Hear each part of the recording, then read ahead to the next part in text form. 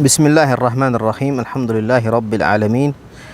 Allahümme salli ve sellim ve barik ala abdika ve rasulika Muhammed ve ala alihi ve ashabihi ecmain. Rabbi şrah li sadri ve yessir li emri ve ahlul uqdeten min lisani yefqahu qavli emme ba'd. Deməli qardaşlar, biz hal-hazırda yaşadığımız zaman, dövr elə bir zamandır ki, fitnələr zamanıdır. Fitnələr, şərlərin çox yayıldığı bir zamandır.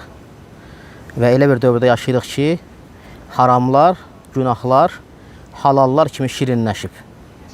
O cəhətdən də hər birimiz çalışmalıyıq ki, hər bir mömin, müsəlman çalışmalıdır ki, öz gizlinini islah eləsin. Yəni gizlində insan, necə ki sələflər deyir, aşkarda Allahın dostu, gizlində Allahın düşməni olma. Yəni aşkarda mömin kimi görsənmək asandır. Amma gizlində görsən ki, insan artıq tək qalanda Allahın haramlarına girir, haramları aşır. Və bilirsiniz, məşhur hədis var bu haqda. Peyğəmbərimiz sallallahu aleyhi ve sellem buyurur ki, qiyamət günü ümmətimdən dağlar boyda savablarla gələnlər olacaq. Allah da onların savablarını neyinəcək? Havada uçan toz dənəci ilə çevirəcək. Həbəən mənfura. Onlar kimlərdir? Tək qalanda haramları aşarlar, Allahın hədlərini aşarlar. Və bugünkü dərsimizin mövzusu gizliliğimizi islah eləmək üçün hansı səbəblərdən tutmaq lazımdır. Və biz bilirik ki, Allah subhanehu ve teala qəlbi islah edən Allah Teala'dır. Qəlbi çevirən, onu islah edən, düzəldən Allah subhanehu teala'dır.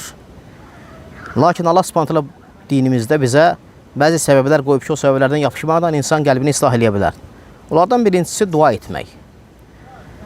Allah subhanehu ve teala dua etmək, duaya cavab verilən zamanlarda insanın gizliliğinin islah olması üçün, qəlbinin təmizlənməsi üçün, fəsadlardan, qəlbinə zərər verən şeylərdən təmizlənməsi üçün duaya cavab verilən məqamlarda, isticabə zamanlarında dua etmək. Çünki bu ən əzəmətli vəsilədir. İnsanın qəlbini, gizlinini islah eləməsi üçün. Çünki Allah Teala kimdir? Muqallibəl qulubdur. Qəlbləri çevirəndir. Qəlbləri dəyişəndir. Ona görə Allah Nəbisi sallallahu aleyhi ve sellem nə deyərdi? Ya muqallibəl qulub, səbbit qalbi alə dinik. Ey qəlbləri çevirən Allahım, qəlbimi dini üzərində sabit et. Ona görə Mutrif ibn Abdillah ibn Şixir deyir ki, xeyir əməllər çoxdur. Namaz xeyir əməldir, oruc xeyir əməldir. Amma insanın gizlinini islah eləmək ən xeyirli əməllərdəndir. İnsan buna nə ilə əldə edə bilər? Dua ilə. Çünki qəlbi çevirən Allah Teala'dır, qəlbi islah edən Allah Teala'dır. İnsan da bunu ancaq Allaha dua etməklə əldə edə bilər. Ona görə müəllif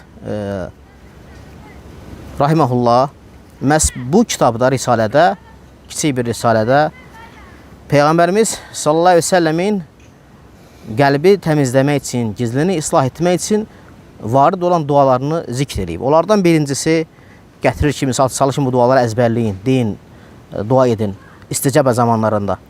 Allahümme ya musarrifəl qulub, sarrif qulubənə alə taatik. Allahım, ey qəlbləri çevirən Allahım, qəlbimi itaətin üzərinə çevir. Allah məhdini və səddidni. Allah məni hidayət elə. İnni əsəlükə hudə. Səndən hidayət istəyirəm.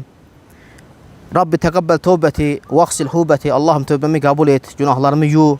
Və əcib dəvəti, duama cavab ver. Və əhdi qəlbimi hidayət elə. Və səddid lisani, dilimi düzəlt. Və s. dualardır. Həmçə digər dualardan Allahümə ləkə əsləmtu və bikə əməntu. Allahım, sənə təslim oldum, sənə iman gətirdim. Və aləkə təvəkkəltu, sənə təvəkkül etdim. Əuzu bi izzətikə, sənin izzətinə sığınıram. Məni azdırma, azdırmaqdan qoru, azmaqdan qoru. Allahım, əslihli dini, mənim dinimi islah et. Əlləzi huvə ismətü əmri. Və əslihli dünyaya əlləti fiyhə məəşi. Mənim dünyamı islah et, hansı ki, ora mən yaşayış yerimdir. Ahirətimi islah et, ora qaydacağım yerdir. Əgər bu həyatda mənə ömür versən, ömrümü daha xeyirli et. Əgər öldürsən məni şərdən qoru və s. Bu kimi dualar var. İnsan çalışmalıdır ki, deməli, gizlinini, qəlbini islah etmək üçün çoxlu dua etməlidir. İkinci vəsilə müəllif gətirir Allah Azze və Cəlləni tanımaq. Allah Teala'nın əzəmətini öyrənmək, bilmək, onu sevmək, ad və sifətlərini öyrənmək. Çünki insan ad və sifətləri öyrəndikcə, Allah tanıdıqca insan Allah qorxusu artır və beləcə insan gizlində öz nəfsini islah edir və Allahdan qorxur. Misal üçün, sən bilirsən ki, Allah Teala əs-səmi'dir, eşidəndir, əl-basirdir, görəndir, ər-raqibdir, qullarına nəzarət eləyəndir. Harada olsan Allah Teala səni görür, eşidir, hər bir halından xəbərdardır. Və sən bunu bildikcə artıq insan gizlində özünü qoruyur, öz nəfsini islah eləyir və haramlardan çəkinir. Ona görə İbn Qeym rahimehullah buyurur ki, Allah azza və cəllə adlarını, sifətlərini öyrənmək ən əzəmətli elmdir. Və insan bunu öyrəndikcə, bu elmini artırdıqca Allahdan daha çox qorxar. Ona görə də Allah təala buyurur ki, İnnəmə yaxşəllah min ibadihil uləmə. Allahdan ən çox alim qullar qorxar. Niyə görə? Çünki alimlər Allahı tanıdıqca, Allah barədə, onun ad və sifətləri barədə elmlərini artırdıqca onların o qorxusu, təqvası daha da artır. Sonra müəllif rahimehullah yəni üçüncü vəsiləni gətirir. İnsan var burada. İnsan nə etməlidir ki, gizlini islah etsin, həmçinin qəlbini islah etsin. Uzun arzulardan çəkinmək, dünyada zahid olmaq, ölümü çox xatırlamaq və axirət üçün əməl etmək. Çünki Allahla görüşməyə hazırlaşmaq ən əzəmətli hazırlaşmaqdan sayılır. Və insan bu dünyada qəflətdən çəkinməlidir və axirət üçün əməl etməlidir. Və zahidlik deyəndə, zahidlik heç də insanın dünyada cırıq paltar geyməsi, üstü başı toz torpaq, dağda yaşaması, quru çörək yeməsi demək deyil. Zahidlik odur ki, insan axirətinə zərər verən şeylərdən çəkinməsidir. Ona görə vara, bir də var zühd. Zühd varandan daha üstün təbəqədir. Vara nədir? İnsan belə deyək, axirətinə fayda verən şeylər götürür. Axirətinə fayda verən şeylər götürmək varadır. Amma zühd isə nədir? Axirətinə fayda verməyən şeylər tərk etmək zühdür, zahidliyidir. Ona görə insan çalışmalıdır ki, dünyada zahid olmalıdır, axirətdən fayda verməyən şeylər tərk etməlidir, eləcə də həmçinin axirətdən hazırlaşmalıdır, Rəbbi ilə görüşə və axirət üçün əməl etməlidir. Əbu Dərda radiyallahu anh buyurur ki, ölümü xatırlamaq ən gözəl zikir ölümü xatırlamaqdır. Ən gözəl xatırlamaq ölümü xatırlamaqdır. Yəni hər bir insan çalışmalıdır ki, ölümü çox xatırlasın. Çünki Allah Nəbisi sallallahu əleyhi və səlləm buyurur ki, ağız dadını qaçırdan ölümü çox xatırlayın. Çünki ölüm elə bir həqiqətdir ki, insan onu xatırladıqca, ölümü düşündükcə insanın ağzının dadı belə qaçır. Ona görə də ölümü xatırlamaq da ən gözəl xatırlamaqdan sayılır. Həmçinin buyurur ki, müəllif üçüncü səbəblərdən üçüncüsü qəlbini islah eləmək üçün, gizlini islah eləmək üçün salih insanlarla dost olmaq. Və salih insanlarla dost olmaq insanın gizlinini islah eləyir, düzəldir. Dünya əhlindən uzaq durmaq və qəlbi xəstə insanlardan uzaq durmaq. Ömər ibn Xattab buyurur ki, əgər bu dünyada üç şey olmasaydı, bu dünyada qalmağı sevməzdim. Allah yolunda at sürmək, Allah yolunda döyüşmək və salih insanlarla oturub durmaq. Bu üç şey olmasaydı deyir, bu dünyada qalmağı sevməzdim. Həmçinin buyurur ki, itaət əhli ilə yaxın olun. Onların kəlamlarını dinləyin və onlarla dostluq edin. Çünki onların qəlbi Allaha ən yaxın olan insanlardır. Ona görə ən faydalı məclis salihlərin olduğu məclisdir. Yəni elm məclisidir. Allahın zikri olan məclisdir. Şübhələrdən və şəhvətlərdən uzaq olan məclisdir. Ən şərli məclis isə qəlbi xəstə olan insanların məclisi, günah əhlinin məclisi, Allahın zikri olmayan lağlağa məclisdir. Ona görə salihlərlə oturub durmaq da səbəb olur ki, insanın özünə gözəl dostlar, salih insanlarla oturub durması səbəb olur ki, insan gizlinini islah eləyir. Necə ki bilirsiniz, Peyğəmbərimiz sallallahu əleyhi və səlləm bu haqda məşhur hədislər var. Allah Nəbisi sallallahu əleyhi və səlləm buyurur ki, "Ər-racul alə dini xalilihi", kişi dostun dinindədir. Həmçinin başqa bir rivayətdə buyurur ki, pis dostla yaxşı dostun misalı ətir satanla körük vuranın misalına bənzəyir. Ətir satan bir insanın yanına gedərsən, ya ətirini alarsan, ya da onun ətirindən sənin üstə hopar, üstündən ətir qoxusu gələr. Amma körük vuran insanın yanına gedəndə ya üstündən hissi gələr, ya da onun körükündən bir od sıçrayıb sənin üstü yandırar. Eləcə də insanın pis dostlarla, pis insanlarla oturub durması onun dininə zərər verir. Həmçinin gizliliğini fəsad edir, qəlbini fəsad eləyir. Sonra müəllif 5-ci səbəbi gətirir. Allahın zikrini artırmaq və salih əməllər etmək və asiləri tərk etmək. İbn Qeym rahimehullah buyurur ki, İnsanlar iki qismdir. İnsanlar iki qismdir. Sabitliyə müvəffəq olanlar və sabitliyi tərk edib rüsvay olanlar, zəlil olanlar. Necə ki Allah Teala buyurur ki Quran-ı Kərimdə: وَلَوْ أَنَّهُمْ فَعَلُوا مَا يُوعَظُونَ بِهِ لَكَانَ خَيْرًا لَهُمْ وَشَدُّ تَثْبِيتًا. Əgər onlara olan öyüd nəsihətə əməl etsəydilər, bu onlar üçün daha xeyirli olardı və onların sabit qalması üçün daha şiddətli olardı. Ona görə insanın Allahı çox zikr etməsi, həmçinin salih əməllər etməsi, asilikləri tərk etməsi gizliliğini islah edən səbəblərdəndir.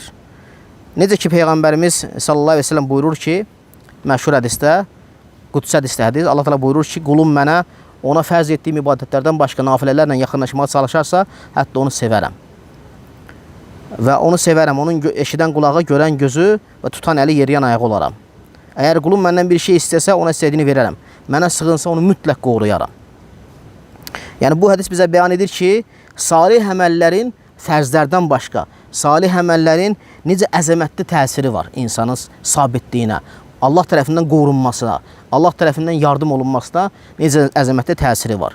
Fikir verirsiniz, qulum mənə fərz etdiyim ibadətlərdən başqa nafilələrlə yaxınlaşmağa çalışarsa, yəni nafilə salih əməllərlə, oruc, zikir, Quran oxumaq, elm öyrənmək və s.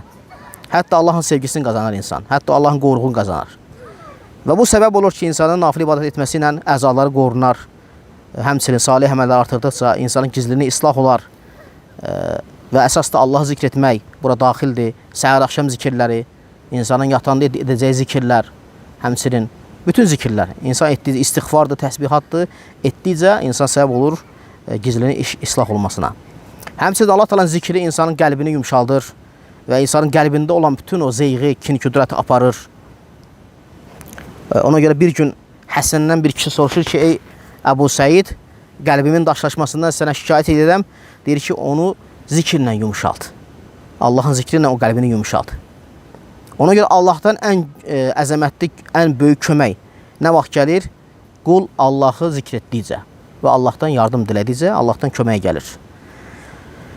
Necə ki Allah Teala buyurur ki, Qüdsi hədisdə yenə buyurur ki, mən qulumun zənn etdiyindəki kimiyəm. Məni zikr etdikcə onunla bərabərəm. Əgər məni öz nəfsində zikr edərsə, mən də onu öz nəfsimdə zikr edərəm. Məni bir məclisdə zikr edərsə, mən onu ondan daha əzəmətli, daha hörmətli bir məclisdə zikr edərəm. Ona görə ən əfzəl zikir də Quran oxumaqdır. Ən əfzəl zikir Quran-ı Kərimi oxumaq, onu tədəbbür etmək, anlamaq, başa düşmək. Və insanın qəlbinin həyatıdır Quran-ı Kərim. Allahın zikri insanın qəlbinin həyatıdır və qəlbinin mutmainniyinin əsas səbəblərindəndir Quran-ı Kərim. Ona görə insanın həmçinin gizliliğinin islah olması üçün səbəblərindən asiliklər tərk etməsidir. Çünki asiliklər insanın qəlbinə zərər verir, fəsad edir insanın qəlbini. Ona görə Allah Nəbisi sallallahu əleyhi və səlləm niyyət hədisində nə deyir? İnsanın bədənində bir ət parçası var. O islah olsa bütün bədən islah olacaq. O fəsad olsa bütün bədən fəsad olacaq. O da nədir? Qəlbdir. Ona qəlb islah olsa, qəlb düzəlsə, bütün bədən insan əzası düzələcək, həmçinin insan gizliliyi düzələcək. Və günahların təsirindəndir ki, insanın qəlbi çevrilir, insan dəyişir. İnsan qəlbi çevrilir günahların təsirindən. Bilirsiniz, İbn Qeym rahimehullah Davud Dəva kitabında günahların nə qədər zərərlərini gətirir insana. İnsan Allahın gözündən düşməsi, insanın alçalması, hörmətdən düşməsi və s. Və həmçinin müəllif gətirir ki, günahların səbəblərindəndir ki, insanın bədəni xəstələndiyi kimi, insanın qəlbi də xəstələnir. Və ən böyük xəstəlik də insan qəlbində olur. Ən böyük xəstəlik. Bu xəstəlik necə sağalır? Bu xəstəlik necə sağalır, qardaşlar? Bu xəstəlik o günahları tərk eləməklə sağalır. Bunun cəzası elə bir budur. Yəni, mükafatı budur. Bədən xəstələndiyi kimi, qəlb də xəstələnir. Qəlbin xəstəlikləri ancaq necə sağalır? Günahları tərk eləməklə. Tərk eləməklə günahları qəlbin xəstəliyi aradan qalxır. Və sonra müəllif rahimehullah 6-cı vəsiləni gətirir. İnsan gizliliğini və qəlbini necə islah etsin? Nəfsini hesaba çəkməklə. Öz nəfsini insan daima hesaba çəkməlidir. Allah Əzə və Cəllə buyurur ki, Ya eyyuhəl-ləzīnə əmənu ittaqullaha və tənzur nəfsun mə qaddəmət liqadi və ittaqullah. İnnəllaha xabirun bimə tə'malun. Ey iman gətirənlər, hər biriniz Allahdan qorxun. Hər bir nəfs baxsın sabaha nə hazırlayacağına. Allahdan qorxun, bilin ki, Allah hər şeydən xəbərdardır. Ona görə Allah Nəbisi sallallahu əleyhi və səlləm buyurur ki, El-kisu men dane nefsehu. Ağıllı insan nəfsini qınayan insandır. Və amilə limə ba'dəl mevt. Ölümdən sonraki gün üçün əməl eləyəndir. Aciz insan odur ki, öz havasına uyar və Allahdan hər şeyi arzulayar ki, yaxşı olacaq inşallah. Nəfsi istəyinə uyub, günahları edir, sonra deyir ki, inşallah yaxşı olacaq. Amma ağıllı insan nədir? Ahirətdən sonraki, ölümdən sonraki həyat üçün əməl edər və həmçinin də öz nəfsini qınayar daima. Ona görə Ömər bin Xattabın məşhur sözü var. Deyir ki, həsibü ənfusakum qablə ən tuhasibu. Nəfsinizi hesaba çəkin, nəfsiniz hesaba çəkilməmişdən öncə. Ənəs bin Məlik buyurur ki, Ömər bin Xattabdan eşitdim ki, Ömər bin Xattabla gəlirdi. Ömər bin Xattab öz evinə daxil olur, yəni qapısından girir, hasardan keçirdir. Deyir, eşitdim ki, deyir, Ömər bin Xattab deyir, danışır, deyir. Deyir, qulaq verdim, deyir, gördüm, deyir ki, ey Ömər, deyir, ya Allahdan qorxacaqsan, ya da sənə əzab verəcəm, ya da sənə əzab veriləcək. Ey Ömər, özünü islah elə, Allahdan qorx. Və Ömər bin Xattab öz nəfsini qınayaraq özünə bu sözləri deyir. Və sahabə deyir, bunu eşitdim, deyir, hasarın o biri tərəfindən yəni. Həmçinin Həsən deyir ki, rahiməhullah, qul xeyir içərisindədir, daima öz nəfsinə nəsiyyət etdikcə, öyüd nəsiyyət etdikcə, öz nəfsini qınadıqca, nəfsini hesaba çəkdikcə xeyir içərisindədir.